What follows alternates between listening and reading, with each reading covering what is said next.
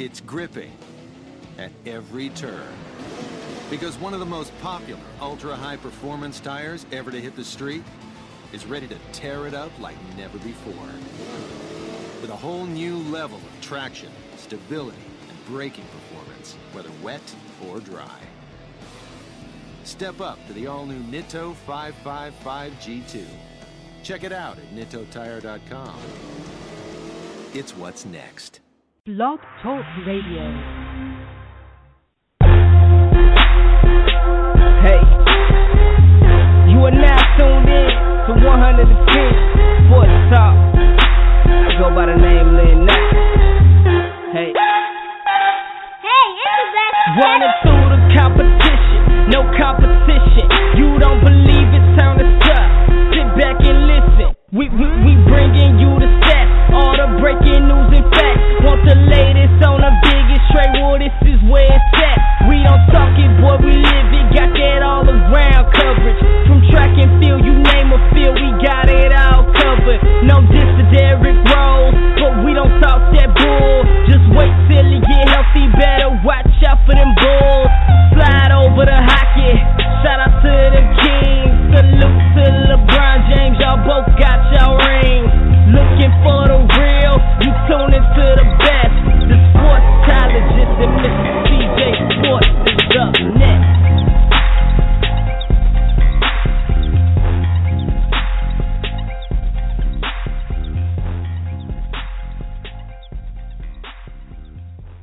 I want to welcome everybody to the 110 Nation Sports Show. I'm your host, Mr. CJ Sports.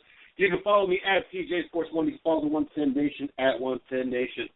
Wow, it's Monday. It's hard to believe we are back to Monday.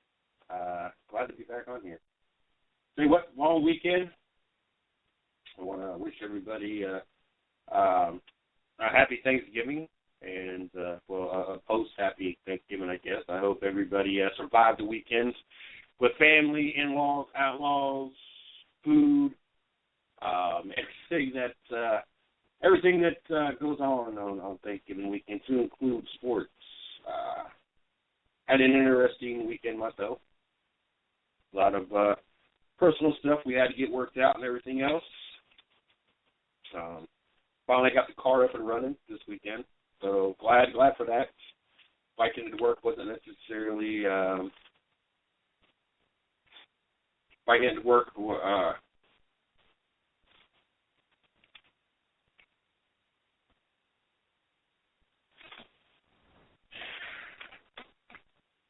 But glad that it got back up as we got a lot of crappy weather right now. So it's a good thing. We got Patrick Taylor joining us at 10 o'clock tonight. Looking forward to be able to spend an hour talking about the NFL. Very excited about that. Oh, goodness. You use one company. There we go. Your stuff. And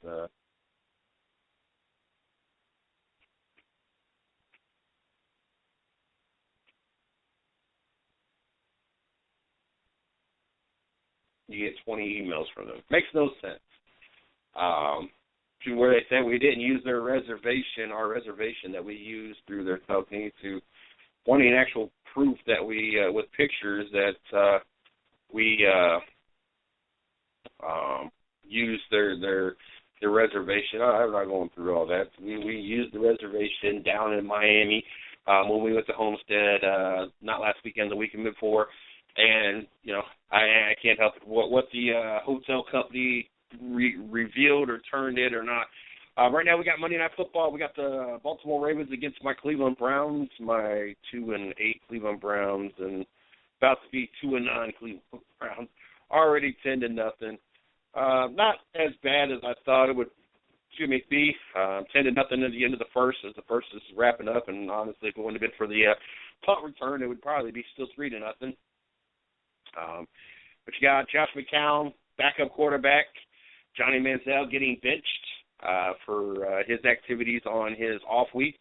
You got Matt Schaub starting for Joe Flacco, who's out for the season. So interesting matchup. A lot of injuries on both sides of the ball. So I'm sure we'll be talking a little bit about that tonight when we get Patrick Taylor. Kobe Bryant retires. Is going to retire at the end of the season anyway. I guess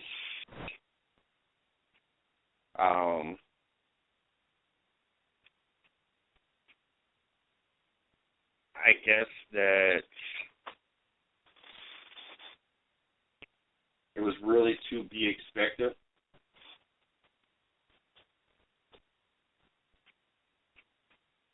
"20 years in the league, you kind of seen this year his skill set diminish. I think I watched him the other night against Golden State go, 1 for 14. Just not the same Kobe Bryant that we've been used to watching. So really not a big surprise that we're seeing the end of the Kobe Bryant era. I mean, 20 years, he gave it a long shot. So, I mean, really not too shabby of career, and gave the LA Lakers probably more than they ever thought that they were going to get out of him. So, long career, a lot of memories, championships, 5 championships. I got to sit there was it last night? Maybe today, and watch the highlights of the game where he scored 81 points.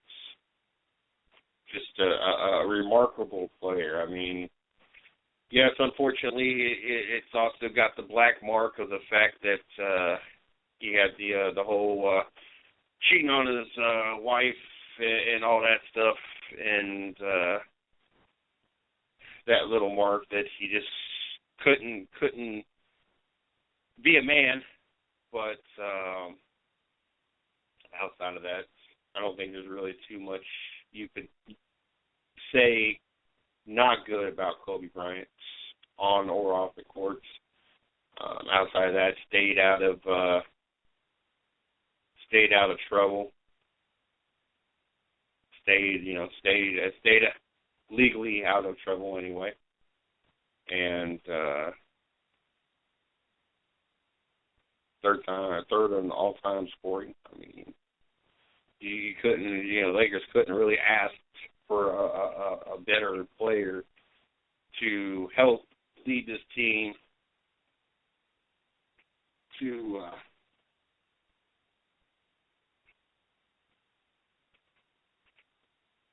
I don't know, just reminiscing about all the years. It's funny because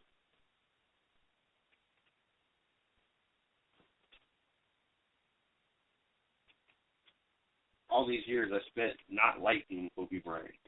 It's not anything against Kobe Bryant. I don't like anybody outside of my team. It goes for any sport.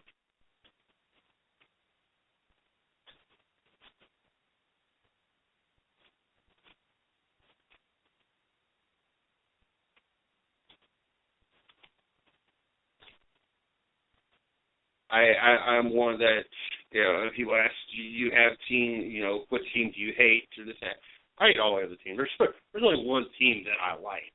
I just like watching the Cleveland Browns. I might despise the Pittsburgh Steelers. I might hate the fact that Baltimore Ravens was once the Cleveland Browns.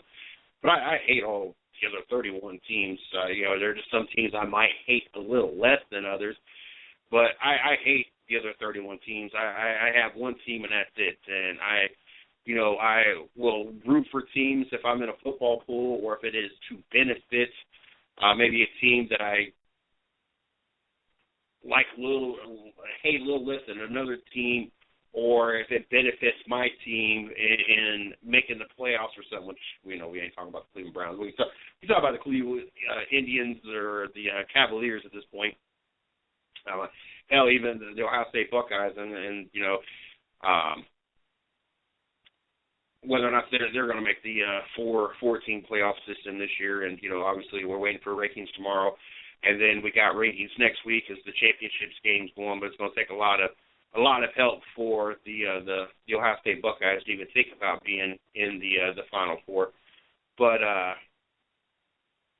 hate all of this. There are other teams outside of my team, so it was nothing personal against Kobe Bryant, and it wasn't one of those players that I hated him more than other players. I just he was not a Cleveland Cavalier, and so I spent most of my time not liking. I can respect, just like Michael Jordan. I don't like Michael Jordan. I can respect what Michael Jordan did for the court, and or for the game, and have a lot of respect for what he did on the court, but like them because they're not Cleveland Cavaliers, and so it's funny that after 20 years you finally get to kind of take off that that hatred for somebody because they're not on your team to really have a little bit of an opportunity to enjoy what they did for the game and how they helped evolve the game. And obviously Kobe Bryant was one of those players that helped fill that gap in between where we had Michael Jordan and we had all these superstars, the Larry Birds and the Reggie Millers, Charles Barkley and Clyde Drexler and Hakeem Olajuwon. He was able to bridge that gap from that generation of all this John Stockton, Karl Malone's, all of the greatness that we had growing up. Well, I had the opportunity to watch him growing up, to what we have now with the LeBron James and the Kevin Durant, and we can name a crap ton of players that are greats of our generation. But he helped be able to bridge that gap where we had that part of the era that maybe the talent wasn't as good that it once was and once it is now. I mean, not only did he take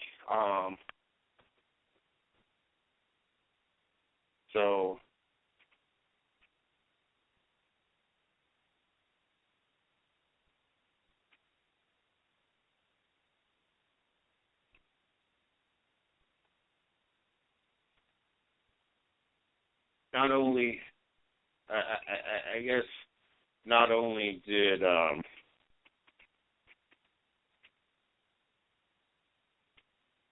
he lead the Lakers to championships, and not only was he able to step in and be the player he was, but he kind of carried the NBA on his back at the same time.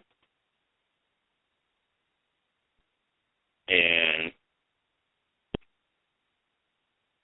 that tells you a lot about Kobe Bryant, and that tells you a lot how good of a player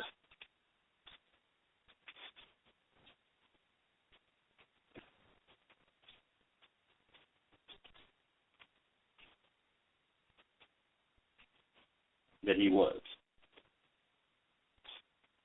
And that it just helps as we watch this year, and hopefully we're going to see games that we see some of the excellence that we once got to see. Because, sitting there watching him go 1 for 14 against the Golden State Warriors, it's heartbreaking. I mean, it sucks because you know that he's much better than that. And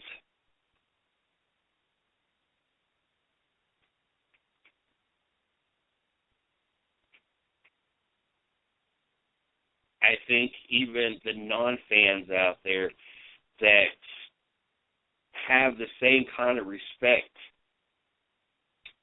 such as I do, for Kobe Bryant, we would still like to be able to enjoy seeing him go out on some kind of high notes.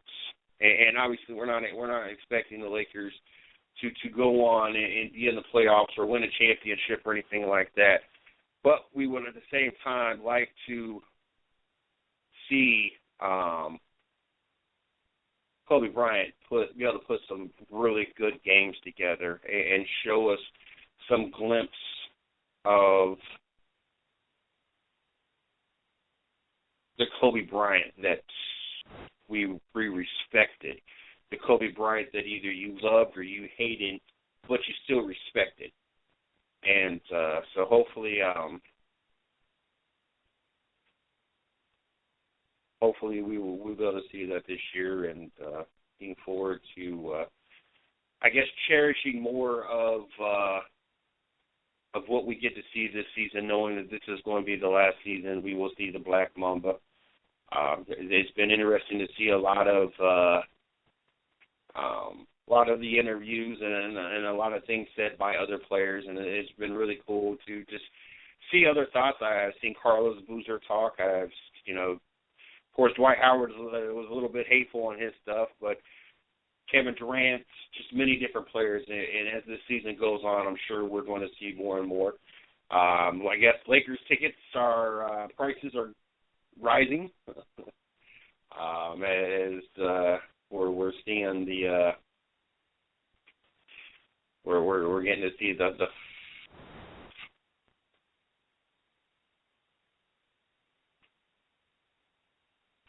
I don't know what was broke. We got things going on up in here in the studio, trying to figure out what the.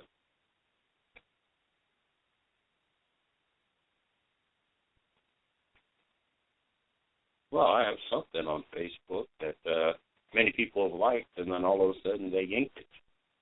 So I'm waiting for some kind of notification at this point. I don't know how that works, and not quite sure what I posted on there that was going to be yanked. But anyway, Kobe Bryant.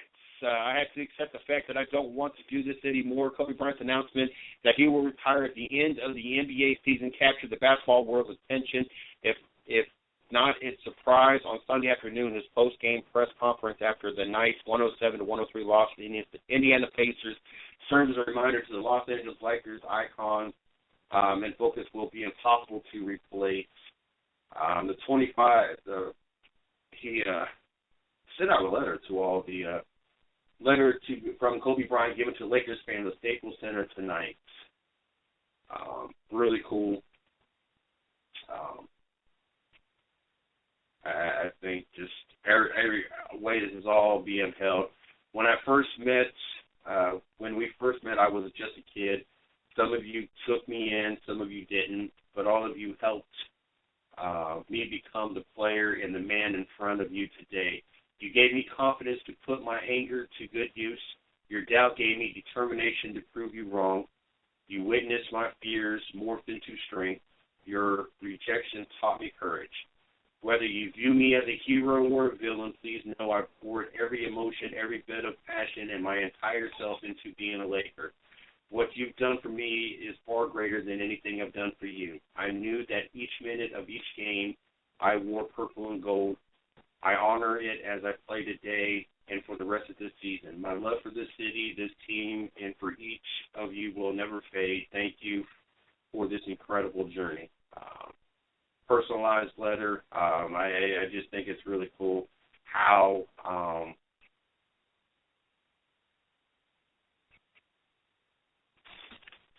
I think it's just cool that he took time to personally, do this and thank the fans and really just kind of show class. And hopefully this doesn't detour from the season. Hopefully that the Lakers and Kobe Bryant still work on the task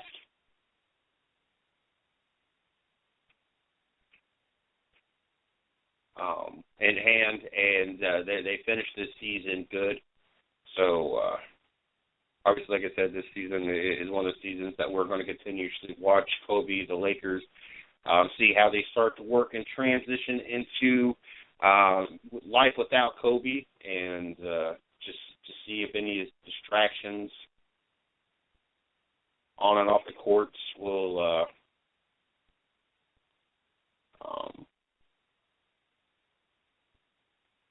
dictate anything when it comes to the season. Talk about dictate. Let's talk about dictate. Let's talk about the 18-0 Golden State Warriors. As they're playing right now, they're up on Utah 13-11. I mean, granted, let's not get too too in depth into this, knowing that the Golden State.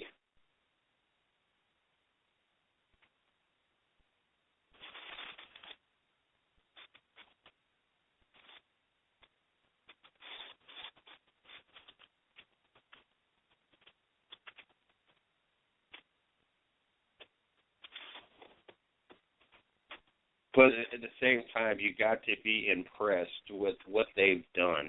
18-0, the best starts in NBA history, history in the making. As we watch this Golden State Warrior team knock team after team after team down, and I get to compare this to kind of like watching the New England Patriots.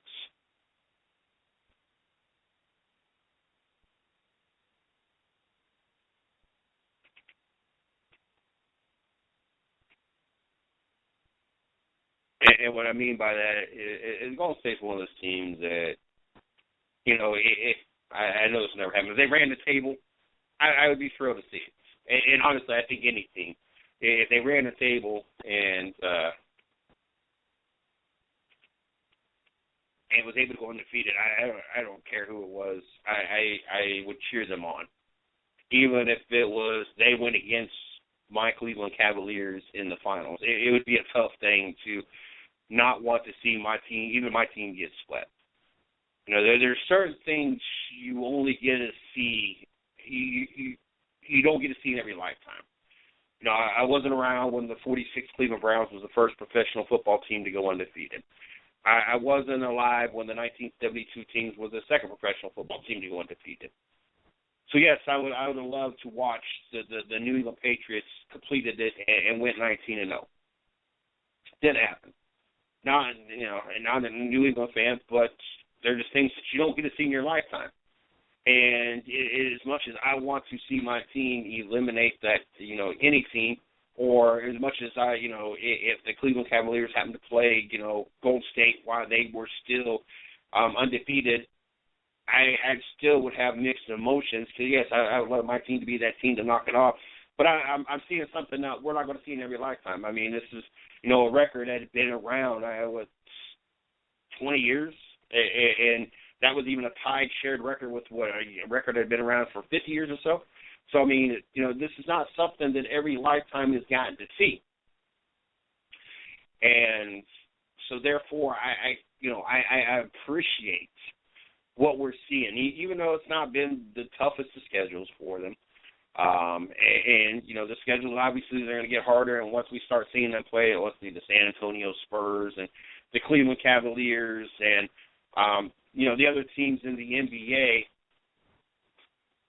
that are doing, the Oklahoma City Thunders, like I said, San Antonio, Golden State, Oklahoma City, maybe even Miami, Cleveland, maybe even Indiana, the way they've played. I think they've lost 2 games all of the month of November.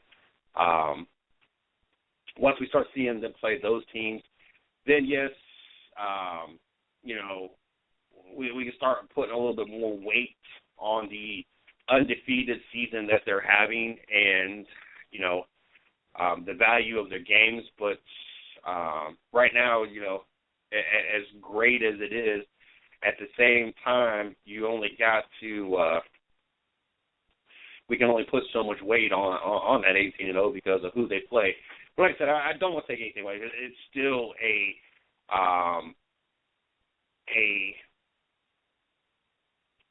great task that they've accomplished. And, it's something that, obviously we don't see in every lifetime and I can appreciate. And, as much as I'm still kind of bitter about the fact that they took out my Cleveland Cavaliers last year, yes, I'm hoping that they will go 19-0 tonight. I'm hoping that they will go on to beat the Utah Jazz and go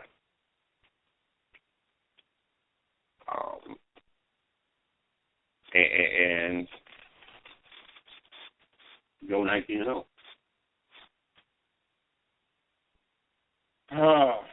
Tell you what, it was a great weekend watching the Ohio State Buckeyes beat their arch rival, not only did they beat their arch rival, we beat the brakes off of Michigan, 42-13.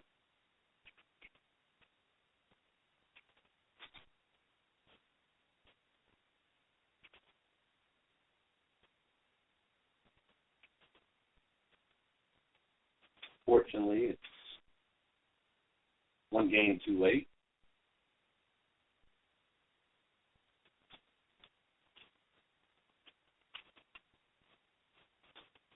Things 100 once in the studio. Unfortunately, it was 1 week too late. Unfortunately, that loss to Michigan State.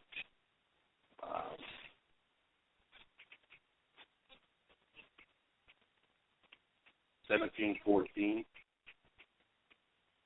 And it's really a shame. And it's even more shame the fact that one loss in almost 2 years by a top 10 team by 3 points. And that's what separates us from being having an opportunity to repeat and make it into the playoffs once again. And we got other teams that are in this scenario, such as Alabama, who have only beat one ranked team all year, and they lost to an unranked team, if I'm not mistaken. As the bitterness of Facebook, as we've seen.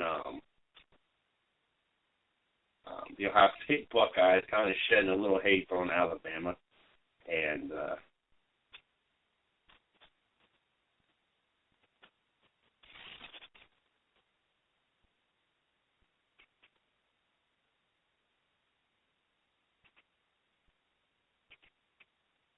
crazy to I don't know, it's a little late to shed a little hate. And I'm not going to shed the same hate. You have to understand the SEC has done a good job for many years of manipulating the system. And last year was a prime example of what happens all these years with the system being manipulated, because last year when they were with the Final Four and actually had to play somebody, that they fell short. And so obviously we've seen, what the manipulation does. The Cleveland Browns have scored a touchdown to make this a 17-10 game and keep this game somewhat close.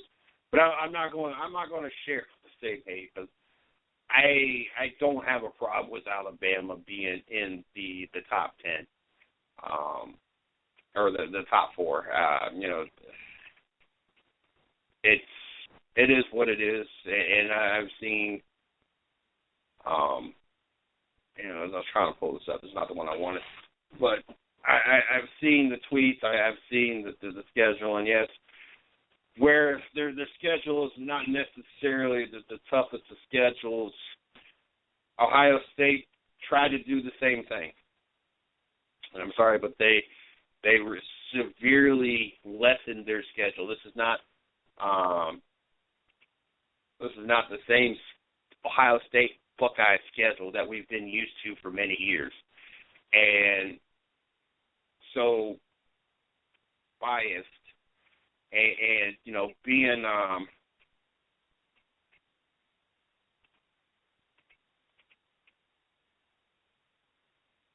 we just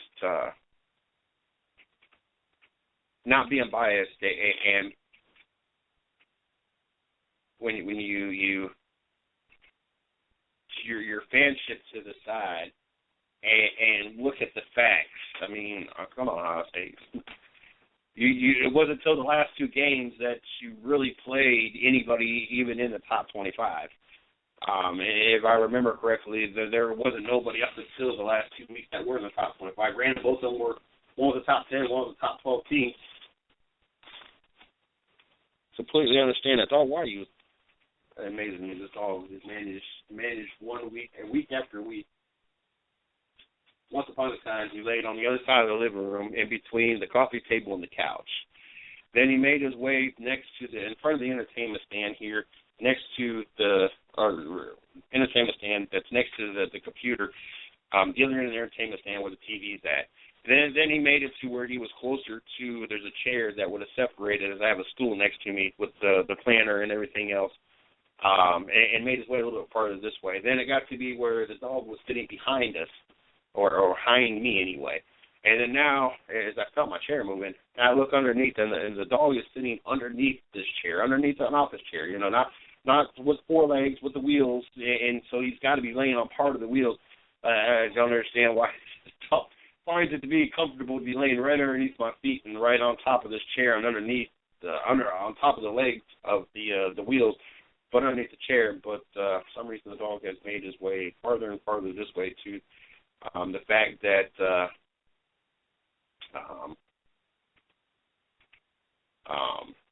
where it's laying underneath me, it amazes me. But anyway, I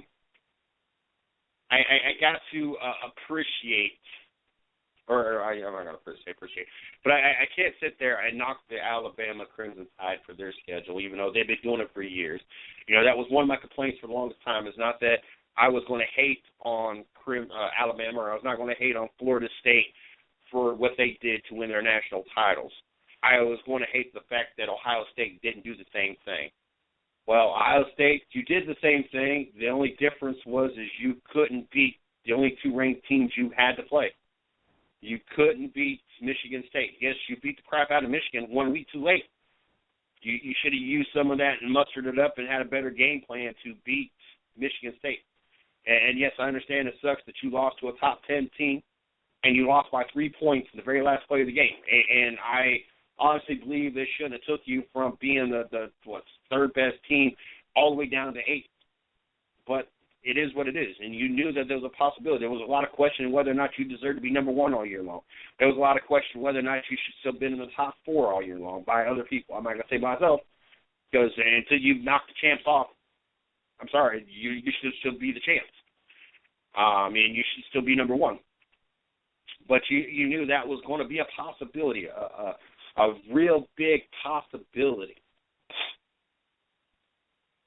when you lost that matchup, and you didn't take it as serious as you need to take it. And unfortunately for your sake and for the fans of Ohio State's sake, unfortunate, that's all it took to eliminate you out of the possibility.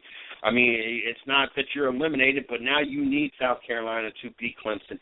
Now you need Auburn, or I'm sorry, not Auburn, but Auburn to beat, or not Auburn, but whoever Alabama's got to play in their matchup. Now you got to have Michigan State. Either you got to have Michigan State beat the crap out of. Either now you got to have Michigan State beat the crap out of Iowa, or better yet, you really need Iowa to really beat the crap out of Michigan State. Those are the kind of things that need to happen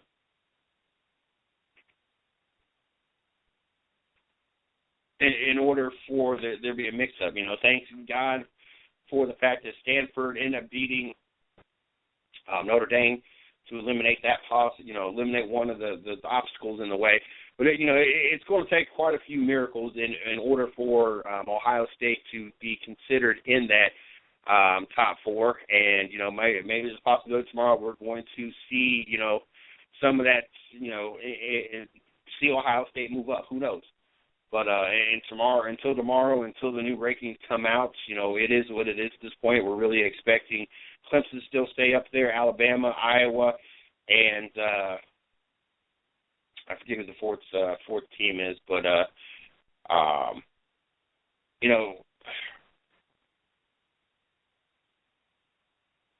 can see Ohio State being the second man out at this point, being number 6, especially after the beatdown they put on a top 12 team. But I think, honestly, at this point, it's a little bit too late. Yes, you would have secured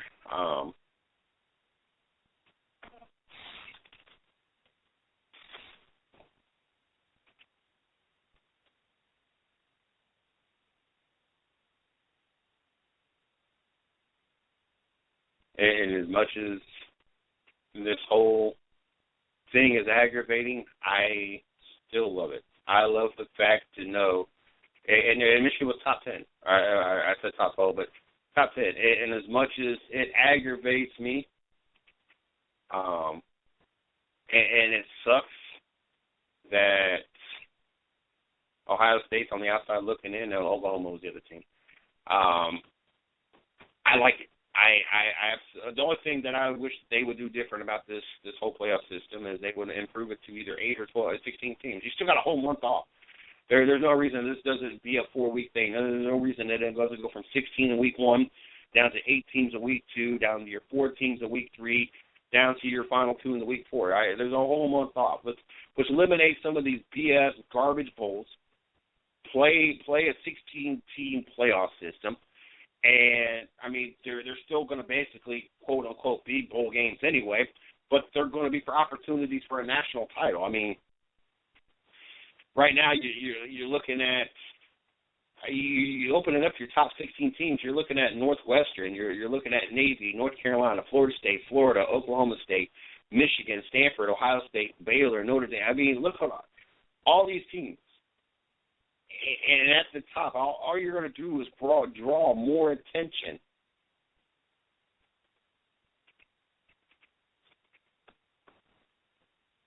All you do is draw more attention. You're actually going to fill the stadium. There's nothing, to me, more pointless than having all these stupid bowl games, and all you see is half-empty or almost empty stadiums because you have a bunch of BS bowl games that mean nothing. Now you put the top 16 teams in. Yes, maybe it's not going to be as interesting to watch 1 versus 16, but how intriguing is that going to be? Or set it up where you got 12 teams and the first 4 get a bye in week 1, so that you would have 5 and 12 and 6 and 11 and so forth and so forth. So then by week 2, you're down to 8 teams. Week 3 down to 4 teams and so forth. I wouldn't even mind 12 giving the top 4 teams a bye. But preferably, I would like to see 16 teams. How interesting would that be? You watch number 1 Clemson against number 16 Northwestern. That would be a great matchup, and it's going to be highly viewed. Yes, the Alabama-Navy game might not be so much because it's Navy. And then you got Oklahoma against North Carolina. The way North Carolina's played this year would make a very interesting game against Oklahoma. Iowa going against Florida State, that would make for an interesting game. That would, one, help prove and solidify a little bit more of Iowa because their schedule hasn't been that hard. And, give Florida State Florida State an opportunity to show that, their championship a couple of years ago and the fact that they fell flat on their face when they actually had to play somewhere last year was a fluke that they actually do things. Then you would have Michigan State against Florida. Yeah, Florida's not been playing to the level, and so Michigan State's game would probably be a little easy. Notre Dame and Oklahoma State, you're 6 and 11. How great a matchup that would be. 6 and 10, Notre Dame against Michigan. Are you serious? And then where did I missed one. I think it should have been Notre Dame and Oklahoma State, and then Baylor and Michigan, and then you would have Ohio State and Stanford.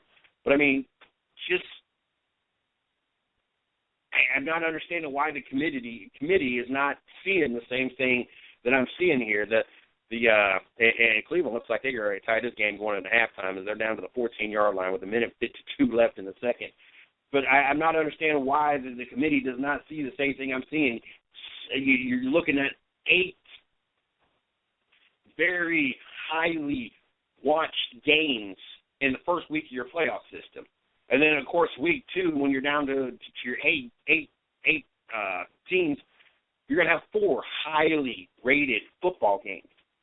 And like I said, instead of having all these stupid BS games that nobody cares about, nobody's going to watch, and drug out, why? And not even so much drug out. You still got a month off because now nobody plays until bowl games outside of your championship games.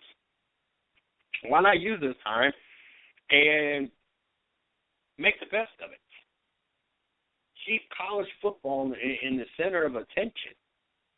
I guarantee this committee, if you sit there and make this into a 16-game system and we get to watch 4 weeks of college playoff football, especially what we've seen so far this year and the miraculous comebacks and the upsets that we've seen.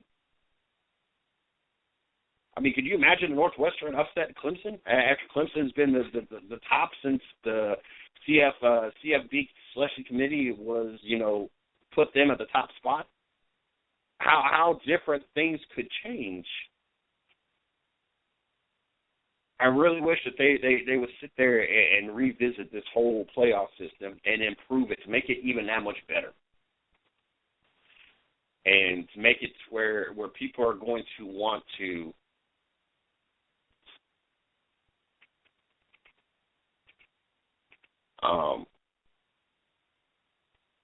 people are going to want to tune in. People are going to want to watch these games. And like I said, it makes no sense to keep the current system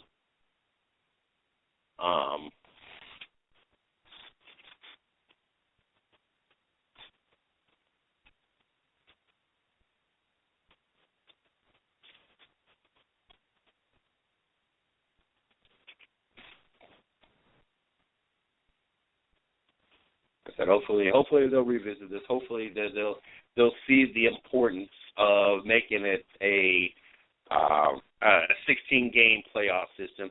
The Cleveland Browns are down to the about 2.5-yard line, first and goal with 19 seconds left. So and 2 timeouts. So they got an opportunity here to tie the game up. And how big would this be for the Cleveland Browns? On one sense, you're able to beat this team twice this year. You know, if they can play the second half the same way they played the first half. Also a confidence builder, but on the downside, that takes you out of the number 1 spots for the 2016 NFL draft.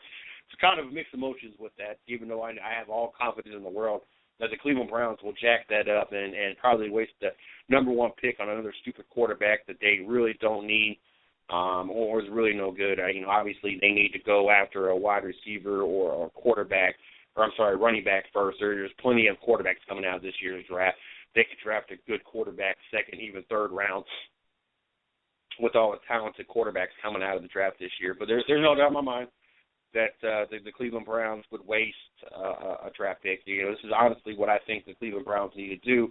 They need to attack and go after such as an Ezekiel Elliott. The Browns, it's been a long time since they've had a legitimate legitimate running back in that backfield. Help take some of the pressure off the quarterback. They need to go ahead and give Johnny Manziel, you done wasted moving up in the draft to get this quarterback. You wasted draft, you wasted money. You need to go ahead and start off the season with him, give him the opportunity. But what you need to do is your second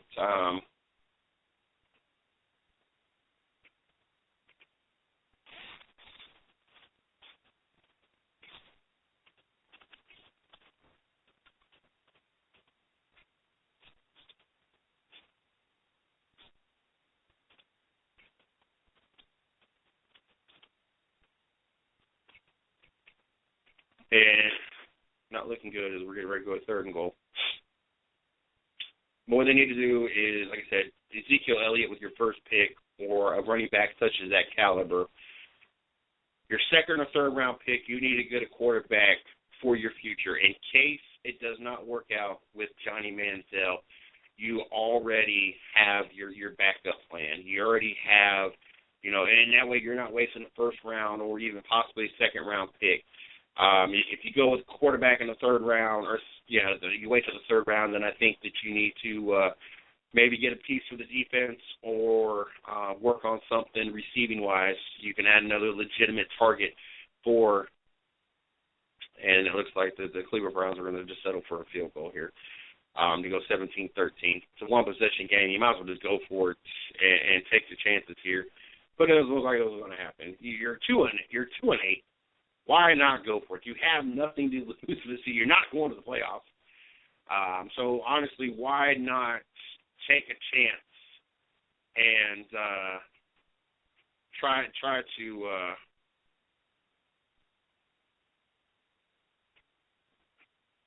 why not try to tie it going to halftime with a tie score instead of being down anyway? So, oh well.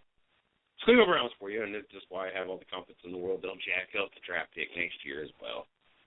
No doubt in my mind. One more topic before we get into having Patrick Taylor on the show. I had the opportunity to go to Homestead 2 weekends ago to experience being at Homestead Miami Speedway, be there for the championship weekend. Interesting weekend. We got started off late. I got off work at 12 o'clock. I was wanting to be on the road by about 12:30. Shorty was dropping off the kids and making her way back, and the car broke down. Well, we thought it broke down and actually sat on the side of the road for a week. Come to find out, the fuel gauge had broke, and even though we took gas out there and put gas in the car just in case it just happened to run out of gas, it was beyond the point of being bone dry, and so the gas we added didn't help. It wasn't enough gas. But come to find out, the fuel gauge had broken the car.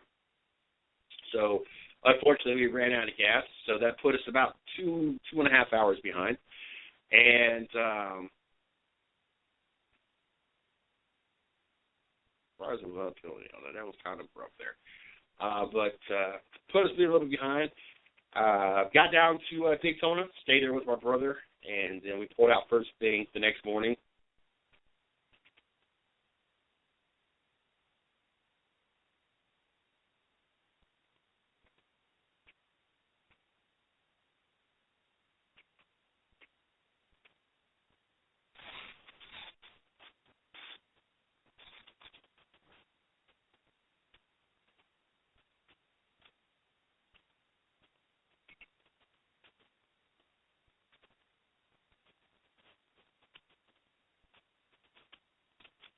We headed out first thing Saturday morning, got down to Homestead.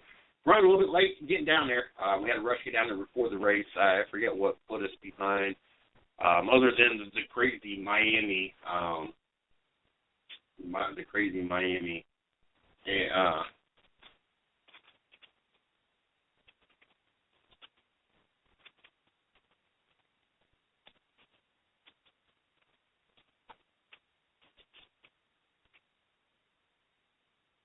I had never had that experience. You're talking anywhere from 8 to 10 lanes at different points. Speed limit is 70. I'm rolling 80 to 90. People blowing by me doing 100. People coming into your lane, they have no respect at all.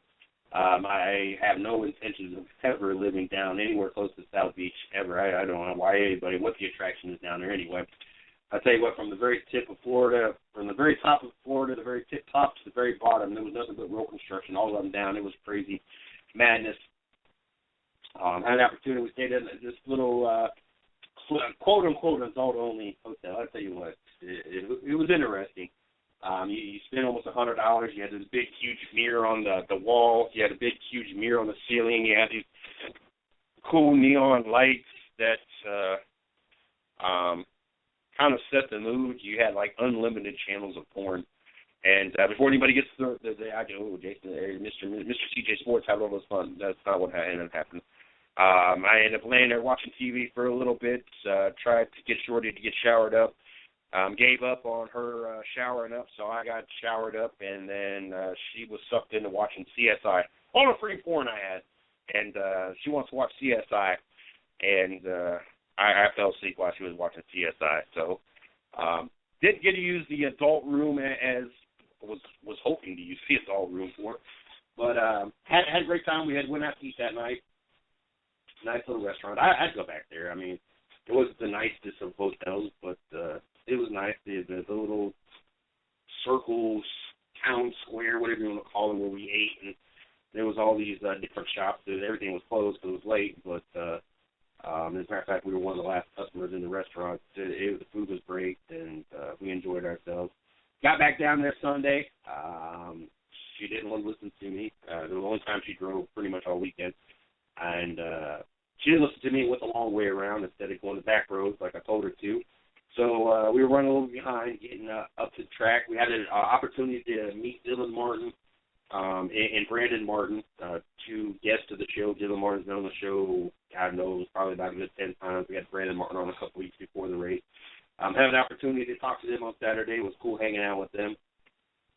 Infield Jen, got the opportunity to talk to her Sunday while I was at the race. Shorty up and down with her photo vest, getting really good pictures for those that checked out the 110 Nation Sports fan page. You got to see those. I will be getting all those up on the 110 Nation company site. Once I got back, it was all but work. Then it was Thanksgiving, and now here we are. So December really kicks off everything, getting everything back in focus. getting all the shows. We'll be back on the air tomorrow morning for the 110 Nation morning show. We had been off there for a couple weeks as well. So, and if you missed last Thursday's show, Racing with Big Sweat Thanksgiving episodes, if you're a NASCAR fan, you need to make sure you go back and check that out. You can catch it on SoundCloud, Spreaker, or VTR. Racing with Big Sweat, the 26th was the date on it. We had Robbie Allison, the son of the late Davey Allison and grandson of Bobby Allison on the show. If you guys missed that show, you guys need to tune in and check that out. It was a really good show last Thursday night. But had a blast. Got to sit in the media center and get some work done, hang out, and listen to a lot of great interviews. Listen to Jeff Ward talk for about 30 minutes. Had fun with that. And just had a great time all in all. It was a great opportunity. 8 tracks that I've got to go to total. 6 track for media. Definitely would go back to doing Homestead. As much as I didn't like the traffic. On the way back, we stopped at on Sunday night because we knew it would be about 2, 3 o'clock before we got back from the road. Originally, we was going to stop back through there and stay there the night, but we knew it was going to be way too late to stay there. We ended up pulling over in some town outside of Miami. It ended up being a really nice town. Very, very impressed with that town. It was probably one of the nicest towns we've been in. Even the hotel was very, very good looking on the outside. Now, we got in the room. It wasn't the greatest of hotels inside. There was nothing wrong with it. It was a nice hotel, but outside it looked much better than it did inside. But it was a very nice upper-class town. Very, very much enjoyed ourselves. Had a blast. But, I've had quite a few discussions with people, and on the way back, I ended up getting in a big argument with a Facebook group, and listening to people talk about why Kyle Busch should not be our champion. And I understand that he missed 11 races. And I know that is a big sore spot in a lot of people's eyes. But where I disagree with it is the fact that, one, he had the third best finishing average out of everybody in NASCAR in 2015. If you look at his stats, there might have been only 1 or 2 people that had more top 10s, more top 5s, more wins than Kyle Busch. And I think he ended up tying for most wins with 5 wins. The only requirement that really needs to be focused on is you had to be in the top 30 and you had to have a win. You could completed every race, all 26 races going into the chase. The only thing that you had to do was be in the top 30 and have a win. Or be in the top, 16 or top 16 and point-wise, or if you were out of the top 16, you had to have a win and be in the top 30. So if Kyle Busch was able to have the wins that he needed, which he exceeded at by 3 wins, and was able to muster up enough points, not competing in 11 races, and still mustered up enough points to be in the top 30, and went on to be the most consistent and tied for the winningest driver of the season, why is there an issue with Kyle Busch being crowned the champion? I'm not quite understanding that. Is it because there's so many drivers or so many fans out there that want to see their driver win? Is that? I mean, that's the only thing that it really boils down to me, because I can't see what the fuss is about Kyle Busch being your champion when he was able to accumulate enough points in 11 less races. He was able to stay in the top 30 in 15 races. Didn't need the 26 races to do it. That right there tells me everything I need to know about Kyle Busch and why he should be champion.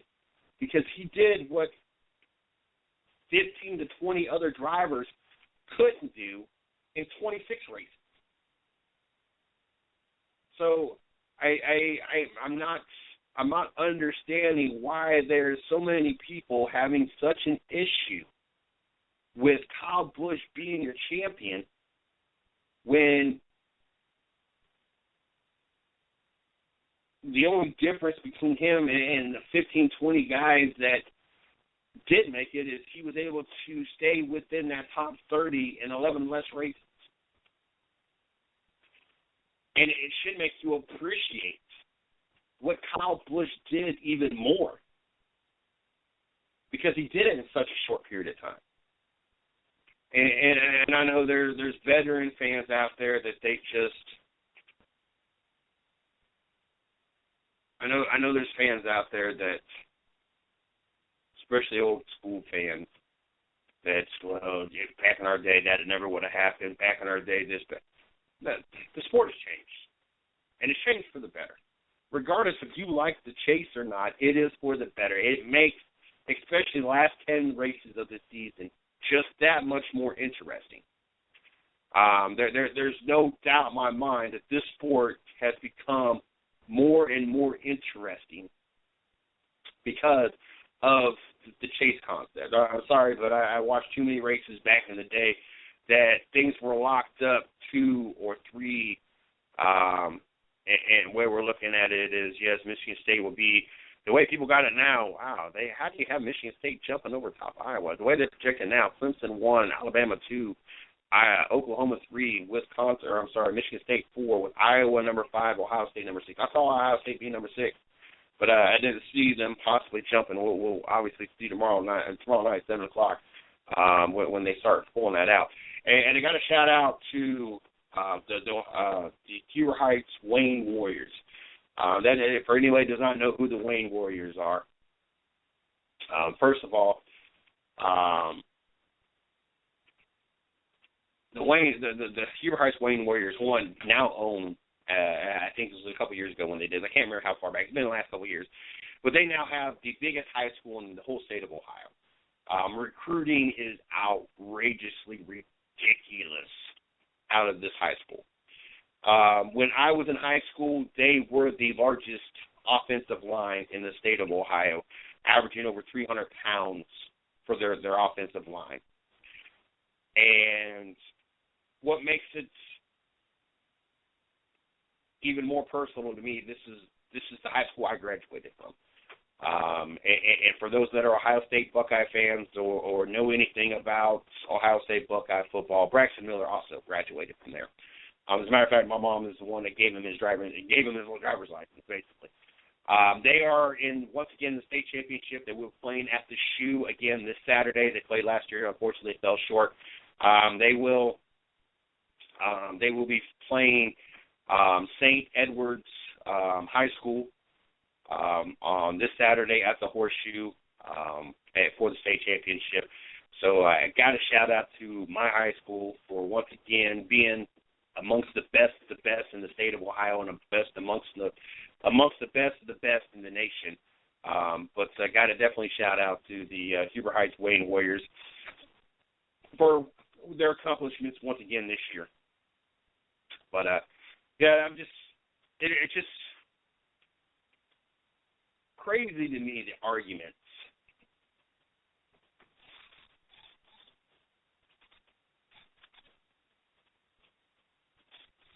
that people were having about Kyle Busch and the validation of the championship. And what kills me is last year when Tony Stewart missed 3 races and NASCAR gave him the same pardon, saying if you finish in the top 30 and get a win, we'll let you in the chase. There was not an uproar. And really, there wasn't even that much of an uproar when Kyle Busch was granted. There was only an uproar when he actually won the championship. But there's no doubt in my mind that Tony Stewart would have went on to win the championship, would have happened to win the race, got into the chase, would have won a race. There wouldn't have been a big deal. And I don't want to make light of the situation because the reason why he was out of contention, out of competition there for those races was due to the unfortunate events that happened with Kevin Ward Jr. But the difference to me and why it don't make sense to me is because Kyle Busch was physically unable to compete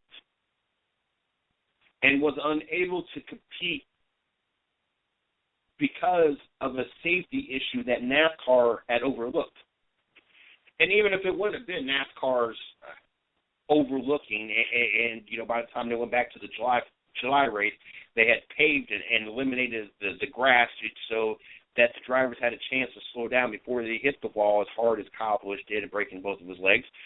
But even if it wouldn't have been that, even if he would just have been physically unable to due to a wreck, maybe not necessarily NASCAR's overlook of safety, just would have been in a wreck, I still wouldn't have an issue with it because he was physically unable to because of the sport. And I understand that NASCAR takes that into consideration. And like I said, I don't want to make light of Tony Stewart's situation, but he was physically able to play a race. It wasn't that he was physically unable to compete. Yes, mentally, no, he was not. He was not prepared and able to compete. But physically, that's not what kept him out of the race. And if you're going to grant somebody a pardon or give them an opportunity to, have that option of just as long as you're in the top 30 and you win a race because they mentally weren't prepared and unable to compete, not because they were physically, then you've got to allow those that are physically unable to, compete. It is funny because I guarantee next year, if, say, big wreck happens at Daytona and Dale Jr. is in a horrifying bad wreck and is out 5 races, I guarantee you not a single fan out there is going to bat their eye. If they're going to, expect Dale Jr. to be given the same thing, and it's not going to care. But because it's Kyle Busch, it's such an issue. And like I said, I don't understand why fans don't take in what they've seen and appreciate what they got to witness. And instead, they don't appreciate what he did in 11 less races. They overlook that because of who they're loyal to and who they don't like. And shout out to Kevin Harvick. And even a bigger shout out, and I don't know if it's the true reason or not. I want to believe that, what I've heard is true. But Brad Keselowski choosing the inside to give Kevin Harvick and Kyle Busch the outside to let them duke it out. That's what I heard. I've heard 2 different things. I heard one that, he knew that Kyle Busch was faster in the bottom and he thought that was his best opportunity to win the race. I've also heard that he wanted to stay out of the way to let them to determine the championship, and especially after the Penske Joe Gibbs Racing on-track incidents, that seems like it could have been a very logical thing to not, interfere with this so there was no more, controversy or anything else. But I can greatly appreciate what Brad Keselowski did, if that is the case. And but Kevin Harvick, 1-2 finish, points, 1-2 finish in the race. Once again this year came down to the drivers having to win, the champion having to win the final race. I tell you what, how can you not like the chase? I mean, that's and back to my point. I mean, Kyle Busch 16 top 10. I mean, that was more than Edwards. That was more than Ryan Newman. That was more than Jamie Mack. That was more than Paul Menard. That was more than Clint Boyer. And then everybody else in NASCAR. 12 top 5s. That puts you ahead of Jeff Gordon by 7. I'm almost tripled. 4 more than Martin Truex. 5 more than Carl Edwards. 3 more than Brad Keselowski. 2 more than Kurt Busch. Just short of Denny Hamlin. Just short of Jimmy Johnson. Almost triple to what Ryan Newman had. Almost as many as Dale Jr. Triple Jamie Max. 10 more than Paul Menard. 2 more top 10s than, or top 5s than, or no, same as many as Matt Kenseth. And then the number goes extremely high to that. Win. Tied with Jimmy Johnson, was one behind Joey Logano and ahead of everybody else. How could – sorry, but you can't deny what Kyle Busch has done this season. You can't say that he is not championship worthy. You just can't. And so it just blew my mind when I'm sitting there honestly having this argument with people. Got to see a lot of respect paid to Jeff Gordon, especially after the race, sitting in the media center and the post-race interviews. A lot of respect for Jeff Gordon. Not a big surprise. You kind of expected that. As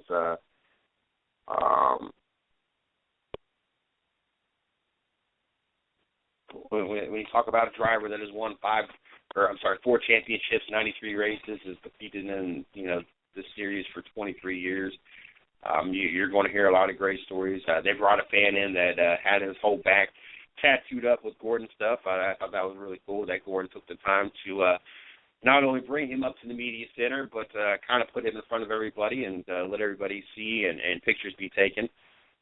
So it was a great weekend, and came back.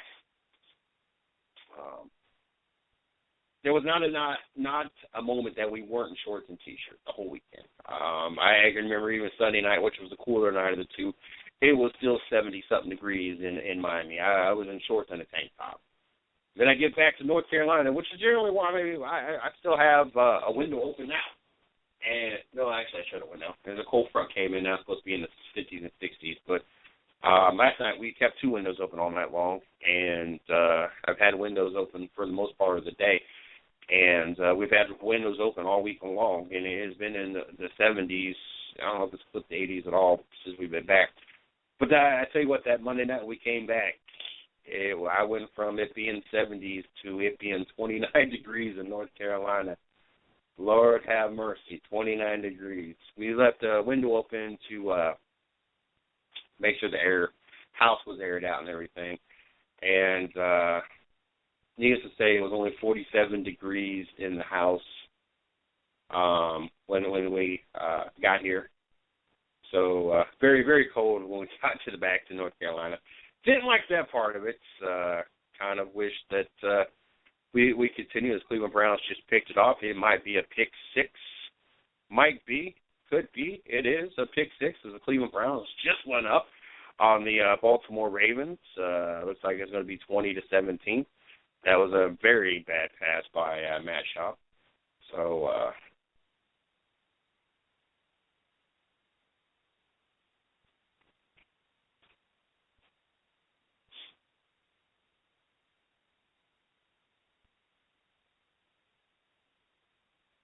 as Dansby returns it for the Cleveland Browns. Could be an interesting game after all. Never know.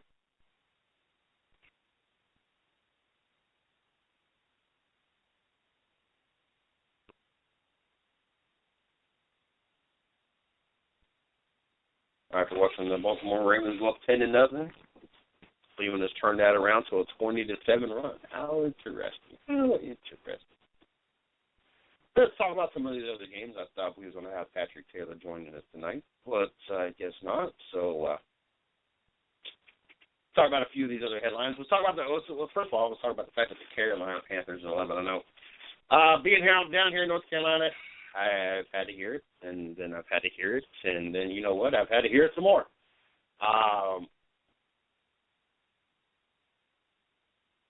Get over it. I understand that you're 11-0, but I also understand that you still not really beat anybody. You beat a Green Bay Packer team that is a slumping Green Bay Packer team, a Green Bay Packer team that lost to Detroit for the first time at Lambeau Field in like 20 years, since Barry Sanders was on the team. Green Bay Packer team that allowed Jay Cutler to finally get his first win on Lambeau Field. a Green Bay Packer team that threw for just 73 yards. Yes, Aaron Rodgers, 73 yards the week before he played the Carolina Panthers. With that being said, that is the the Carolina Panthers' only legitimate opponent all season long so far. And if you're catching the show outside of North Carolina, you have no idea what it's like to be in North Carolina right now. If you live in North Carolina, you would understand what it's like to be here right now. It's like all of a sudden we're looking at Super Bowl champion team. Because they beat nobody and have not played nobody. Well, they beat everybody so far they played, but because of the competition level they've played, which has been nobody, even though that's all they've done, these fans down here don't understand that. And we're listening to them talk about going to the Super Bowl, that they are the best team in the NFL. And I know you got people out there, well, the Patriots this and the Patriots schedule that. I understand the Patriots may not have the hardest schedule in the world out there. But they've played more than one team above 500. I can promise you that. And then, oh my God, the Carolina Panthers beat the Dallas Cowboys. You would have thought that was the Super Bowl. Every Carolina fan, Panther fan, just, oh my Lord. Panther fans, do realize that the Cowboys were 3-7 before they played you. So that means that they had lost 7 out of 10 teams before they even played you. That means they sucked. They won week 1, week 2, lost 11 or 7 straight, and then happened to win last week in a struggle against Miami. You act like you beat a 7-3 Dallas team. You beat a 3-7 Dallas team. A Dallas team that sucks.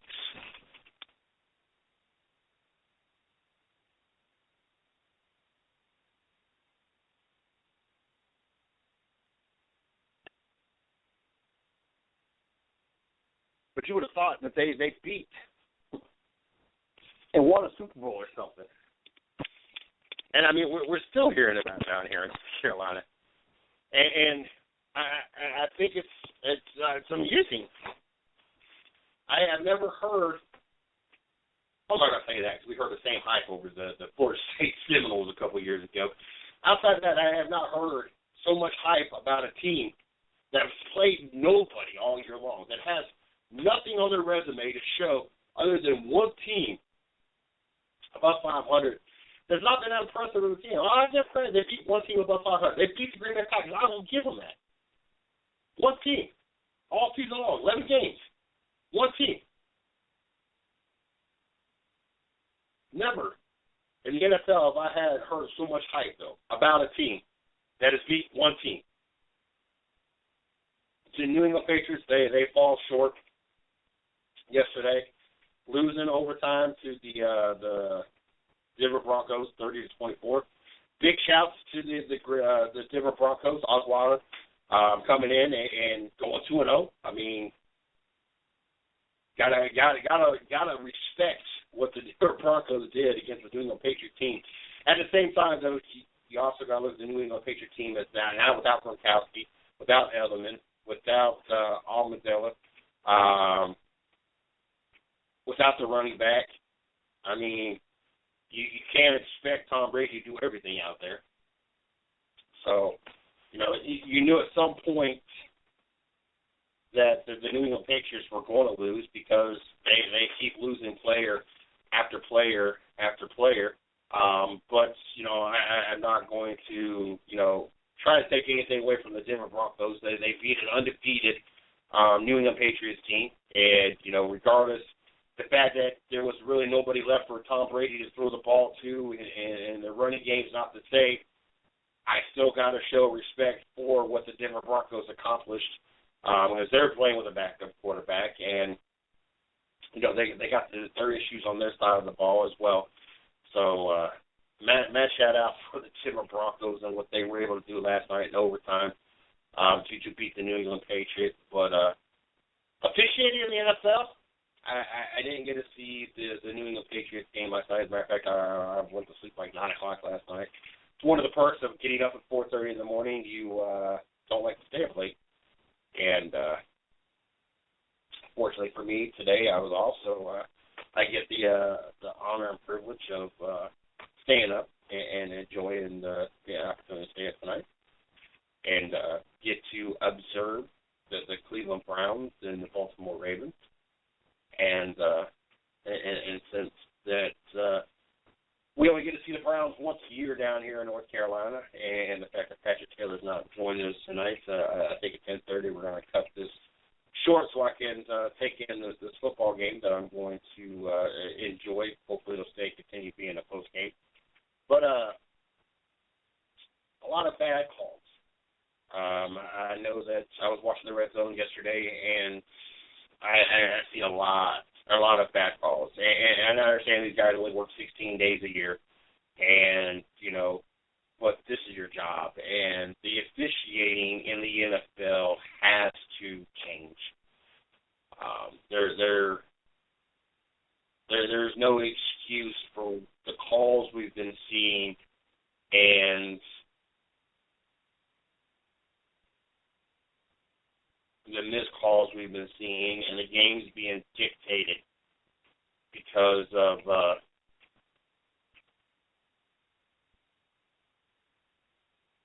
nobody wants to watch football games get dictated by officiating, and we're seeing a lot more of that, and it's really a shame, and it shouldn't.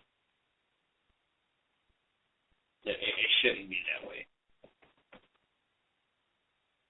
I don't know what the NFL is going to do in this offseason. I don't know what they're going to do to fix it, but they got to figure something, because this is, like I said, this is getting beyond ridiculous what we're seeing in the NFL, the officiating, and like I said, hopefully they get that right. Make sure that you guys check us out. First of all, we'll be back on the air tomorrow morning, 8 a.m. for the 110 Nation morning show. Looking forward to being back. It's been a couple weeks since we've been on. Tomorrow night's 110 Nation sports show. Hopefully we'll have Patrick Taylor joining us. I know we will have our very own our very own NHL expert Izzo joining us. I have already confirmed that, so I've already got the agenda from him. So definitely know that. Make sure you guys check out our blog site. I've added a couple pieces. I'll be working on some. That is my mission starting tomorrow, December 1st, is having at least one article a day going up over there. So make sure you guys check that out. And check out our blog site over www.the110nationsports.com. Also, check out our company site, www.the110nation.com. You can check me out on Twitter at CJSports1. You can check out the 110 Nation at 110 Nation. Also, and at the touchdown, as Baltimore goes back up. Also, check our fan page out. You can check out my fan page, Mr. CJ Sports. Check out the 110 Nation fan page, 110 Nation Sports, for all the latest going on in sports. And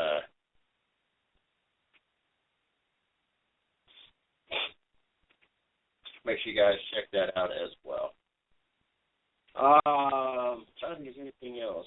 Don't forget, Monday through Wednesday, we got the 110 Nation Sports Show, 9 to 11 Eastern Standard Time.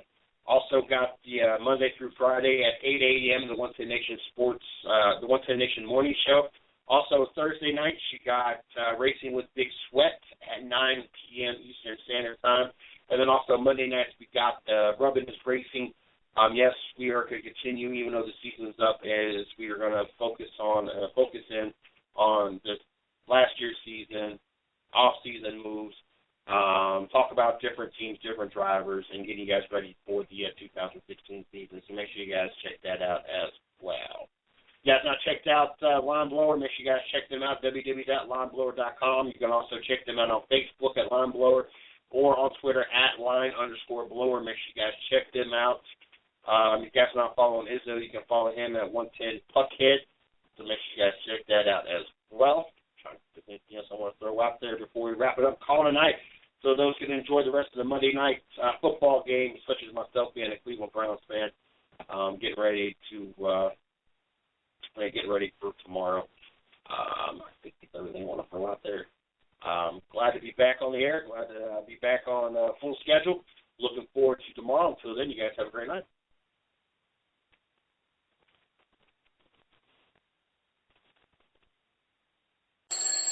Okay, let's do this. Jog 3 miles before breakfast. Make it to work by 9. Run out for a salad at lunch. Oh, time to own that meeting at 3. Yes, 10,000 steps. What's next? Fearless is not hitting snooze. That's the power of the Blue Cross and Blue Shield Federal Employee Program. With more healthy benefits and tools, no one does more to help you live fearless. Sign up at fepblue.org/action by December 14th.